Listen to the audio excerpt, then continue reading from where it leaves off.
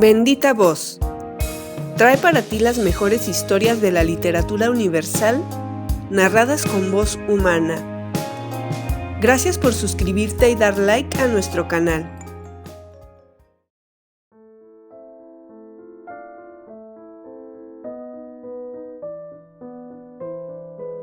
Me alquilo para soñar, de Gabriel García Márquez.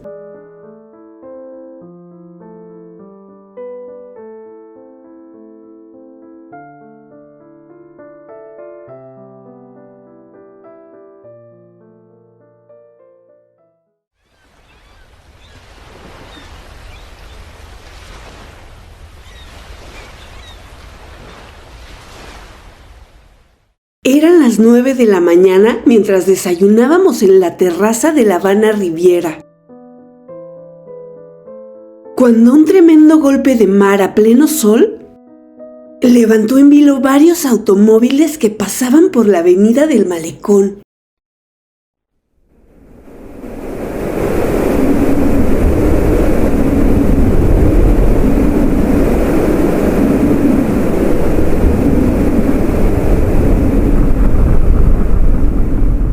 O que estaban estacionados en la acera, y uno quedó incrustado en el flanco del hotel.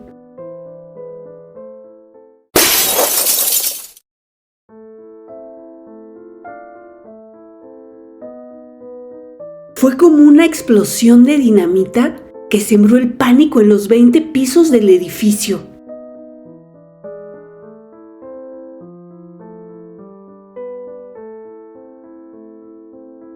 Convirtió en polvo el vitral del vestíbulo. Los numerosos turistas que se encontraban en la sala de espera fueron lanzados por el aire junto con los muebles.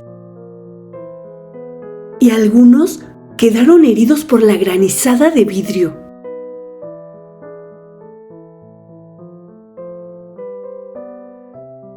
Tuvo que ser un marejazo colosal.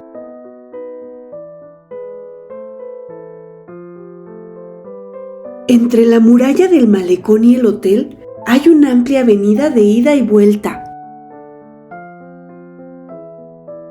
Así que la ola saltó por encima de ella y todavía le quedó bastante fuerza para desmigajar el vitral.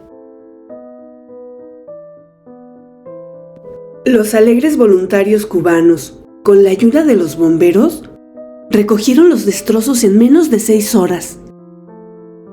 Clausuraron la puerta del mar y habilitaron otra, y todo volvió a estar en orden.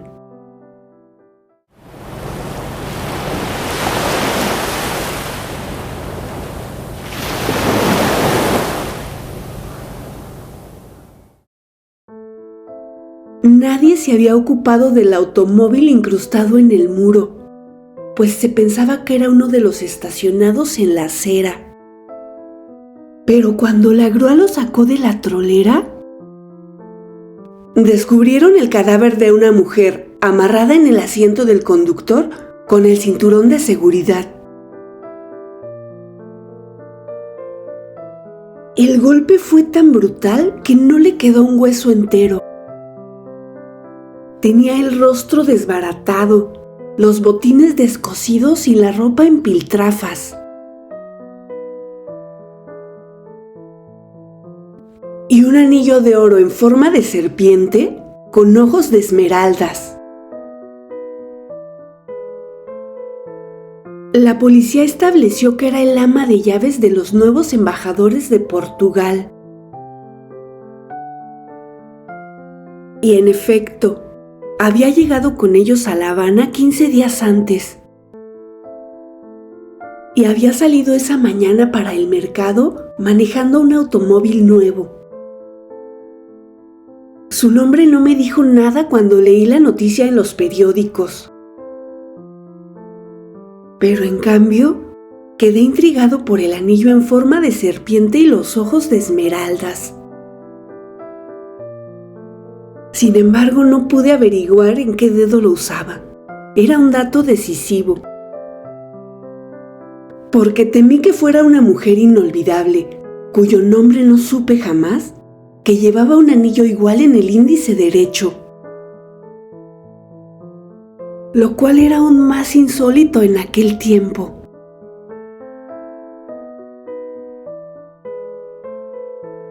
La había conocido 34 años antes en Viena, comiendo salchicha con papas hervidas y bebiendo cerveza de barril en una taberna de estudiantes latinos. Yo había llegado de Roma esa mañana y aún recuerdo mi impresión inmediata por su espléndida pechuga de soprano, sus lánguidas colas de zorros en el cuello del abrigo y aquel anillo egipcio en forma de serpiente. Pareció que era la única austriaca en el largo mesón de madera por el castellano primario que hablaba sin respirar. Pero no. Había nacido en Colombia y se había ido a Austria entre las dos guerras cuando todavía era una niña para estudiar canto.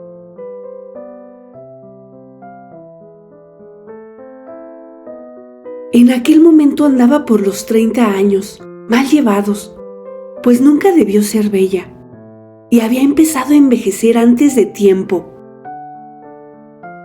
Pero en cambio, era un ser humano encantador, y también uno de los más temibles.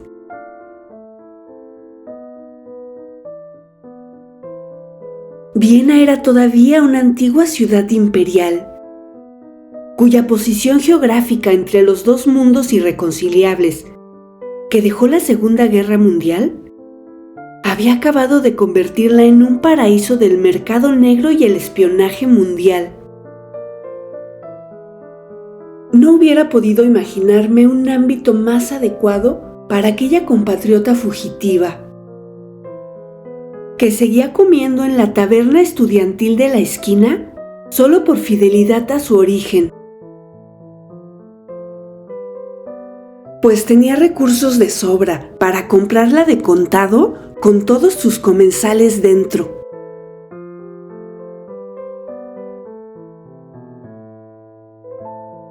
Nunca dijo su verdadero nombre, pues siempre la conocimos con el trabalenguas germánico que le inventaron los estudiantes latinos de Viena, Frau Frida.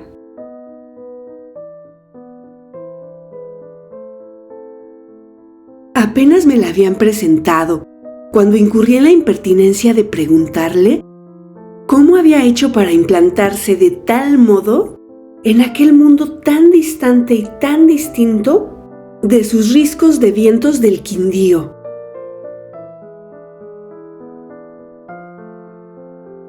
Y ella me contestó con un golpe: me alquilo para soñar.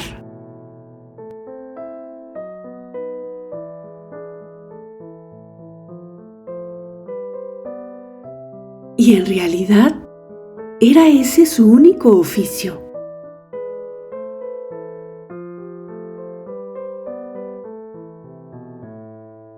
Había sido la tercera de los 11 hijos de un próspero tendero del antiguo Caldas. Y desde que aprendió a hablar, instauró en la casa la buena costumbre de contar los sueños en ayunas, que es la hora en que se conservan más puras sus virtudes premonitorias.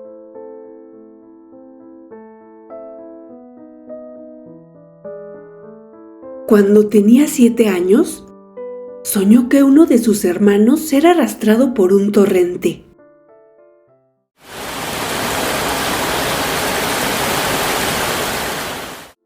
Y la madre, por pura superstición religiosa, le prohibió al niño lo que más le gustaba, que era bañarse en la quebrada.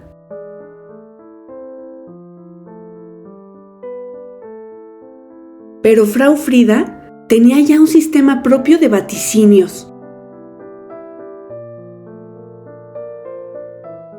Lo que ese sueño significa, dijo, no es que se vaya a ahogar, sino que no debe comer dulces.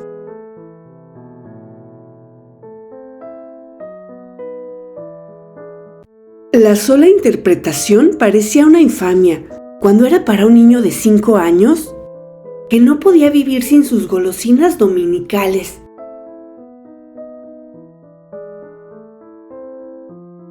Pero la madre, ya convencida de las virtudes adivinatorias de su hija, hizo respetar la advertencia con mano dura. Pero al primer descuido suyo, el niño se atragantó con una canica de caramelo que se estaba comiendo a escondidas, y no fue posible salvarlo.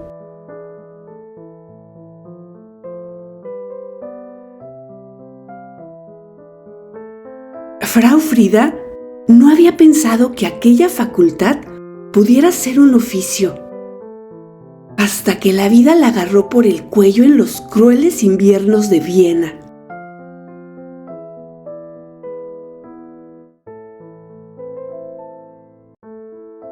Entonces, tocó para pedir empleo en la primera casa que le gustó para vivir.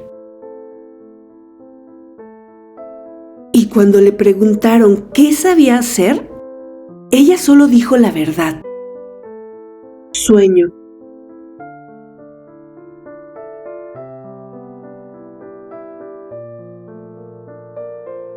Le bastó con una breve explicación a la dueña de la casa para ser aceptada.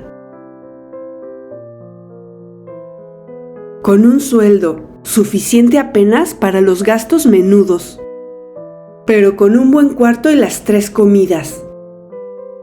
Sobre todo el desayuno, que era el momento en el que la familia se sentaba a conocer el destino inmediato de cada uno de sus miembros.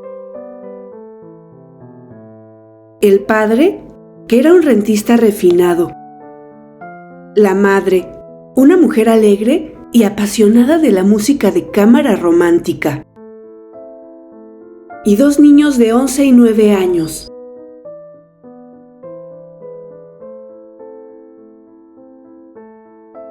Todos eran religiosos y por lo mismo propensos a las supersticiones arcaicas. Y recibieron encantados a Frau Frida, con el único compromiso de descifrar el destino diario de la familia a través de los sueños.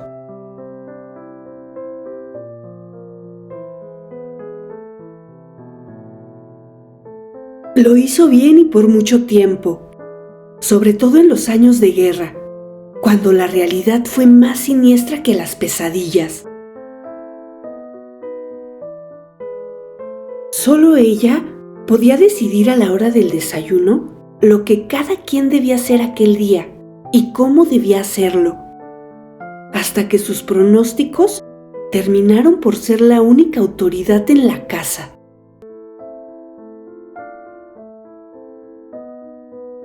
Su dominio sobre la familia fue absoluto. Aún el suspiro más tenue era por orden suya.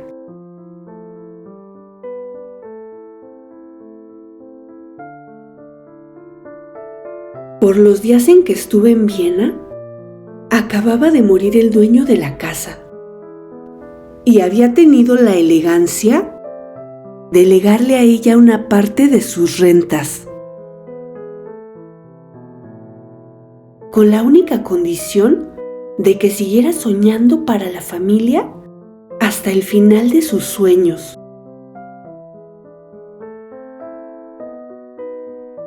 Estuve en Viena más de un mes, compartiendo las estrecheces de los estudiantes, mientras esperaba un dinero que nunca llegó.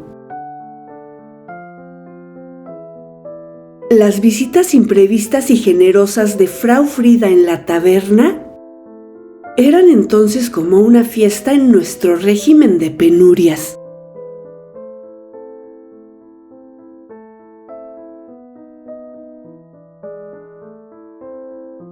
Una de esas noches, en la euforia de la cerveza, me habló al oído con una convicción que no permitía ninguna pérdida de tiempo.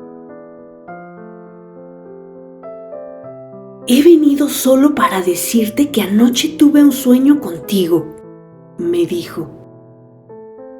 Debes irte enseguida y no volver a Viena en los próximos 5 años. Su convicción era tan real que esa misma noche me embarcó en el último tren para Roma.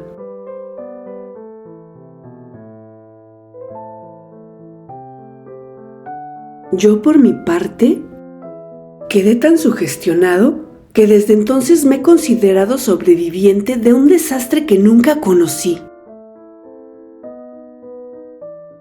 Todavía no he vuelto a Viena.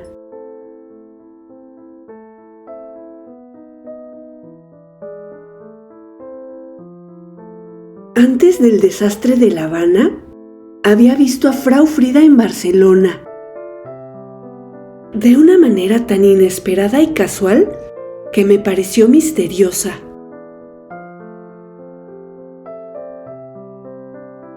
Fue el día en que Pablo Neruda pisó tierra española por primera vez desde la Guerra Civil, en la escala de un lento viaje hacia Valparaíso.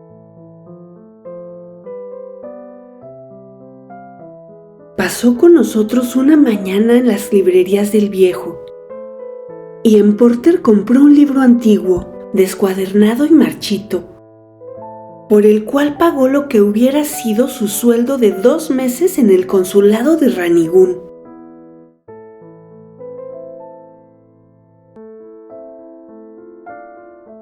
Se movía por entre la gente como un elefante inválido, con un interés infantil en el mecanismo interno de cada cosa,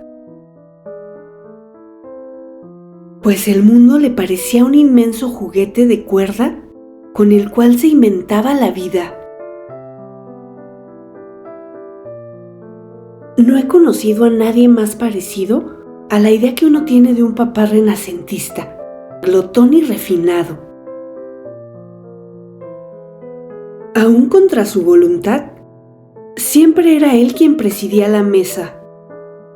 Matilde, su esposa, le ponía un babero que parecía más de peluquería que de comedor, pero era la única manera de impedir que se bañara en salsas.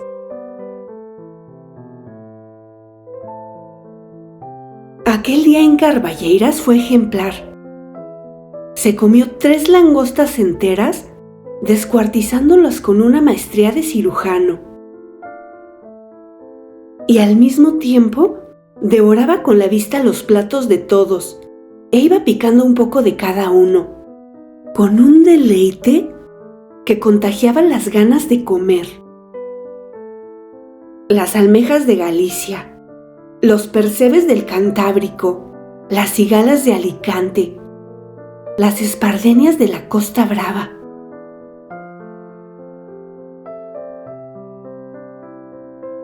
Mientras tanto, como los franceses, solo hablaba de otras exquisiteces de cocina y en especial de los mariscos prehistóricos de Chile que llevaba en el corazón.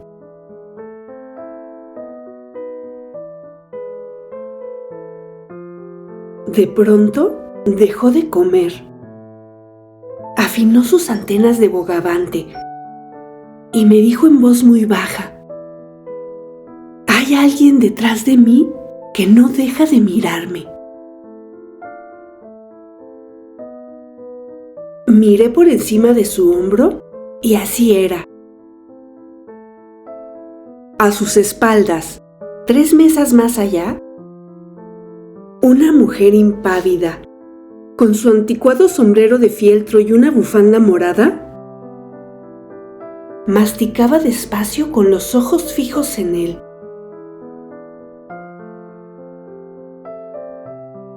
La reconocí en el acto. Estaba envejecida y gorda, pero era ella, con el anillo de serpiente en el índice. Viajaba desde Nápoles en el mismo barco que los Neruda, pero no se habían visto a bordo. La invitamos a tomar el café en nuestra mesa y la induje a hablar de sus sueños para sorprender al poeta. Él no le hizo caso pues planteó desde el principio que no creía en adivinaciones de sueños. Solo la poesía es clarividente, dijo.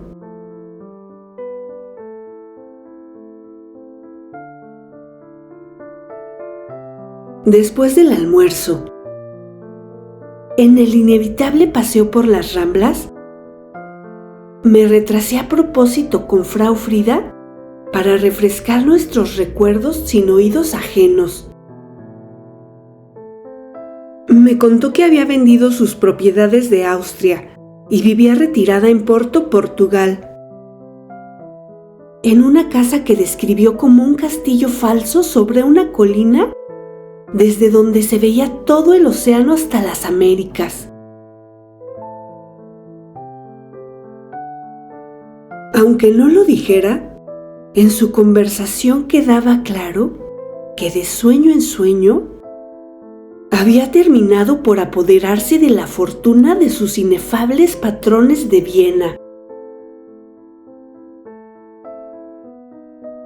No me impresionó, sin embargo, porque siempre había pensado que sus sueños no eran más que una artimaña para vivir. Y se lo dije. Ella soltó su carcajada irresistible. «Sigues tan atrevido como siempre», me dijo. Y no dijo más, porque el resto del grupo se había detenido a esperar que Neruda acabara de hablar en jerga chilena con los loros de la Rambla de los Pájaros.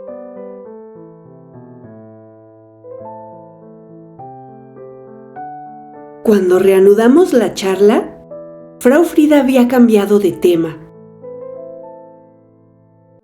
«A propósito», me dijo, «ya puedes volver a Viena».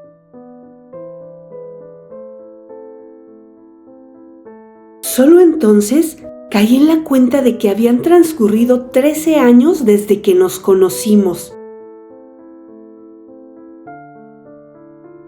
«Aun si tus sueños son falsos, jamás volveré», le dije, «por si acaso».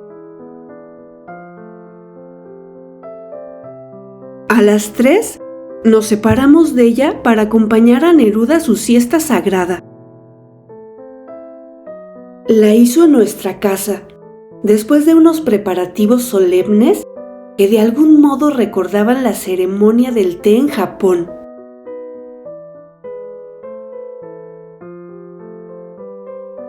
Había que abrir unas ventanas y cerrar otras para que hubiera el grado exacto de calor y una cierta clase de luz en cierta dirección, y un silencio absoluto.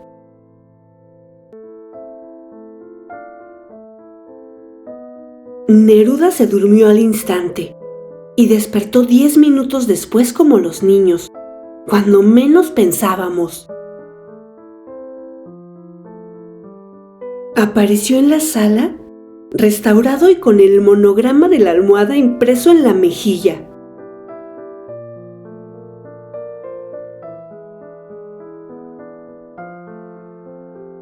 «Soñé con esa mujer que sueña», dijo.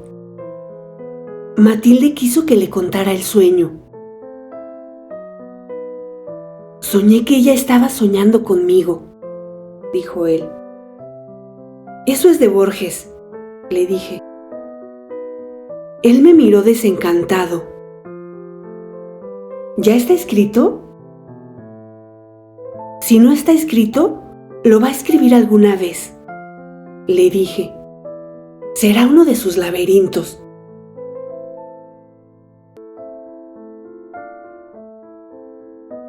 Tan pronto como subió a bordo, a las 6 de la tarde, Neruda se despidió de nosotros. Se sentó en una mesa apartada y empezó a escribir versos fluidos con la pluma de tinta verde con que dibujaba flores y peces y pájaros en las dedicatorias de sus libros. A la primera advertencia del buque buscamos a Frau Frida y al fin la encontramos en la cubierta de turista cuando ya nos íbamos sin despedirnos.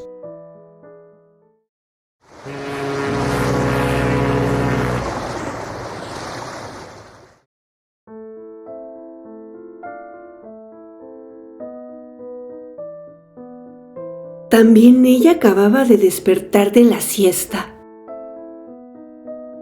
Soñé con el poeta, nos dijo.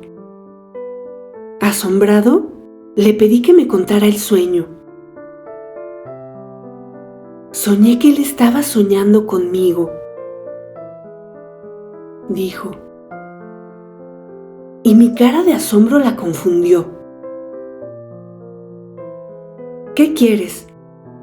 A veces, entre tantos sueños, se nos cuela uno que no tiene nada que ver con la vida real.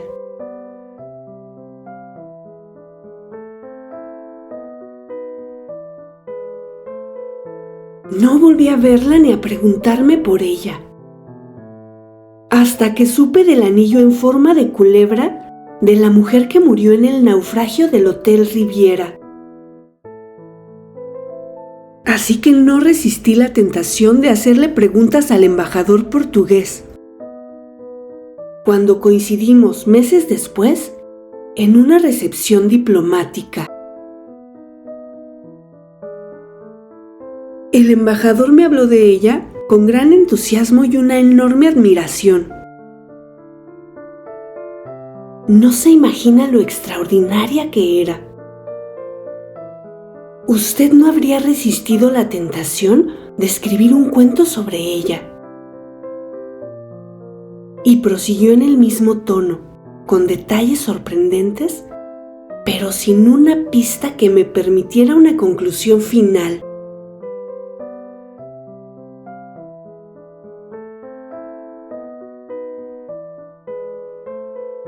En concreto, le precisé por fin. ¿Qué hacía? Nada, me dijo él con un cierto desencanto.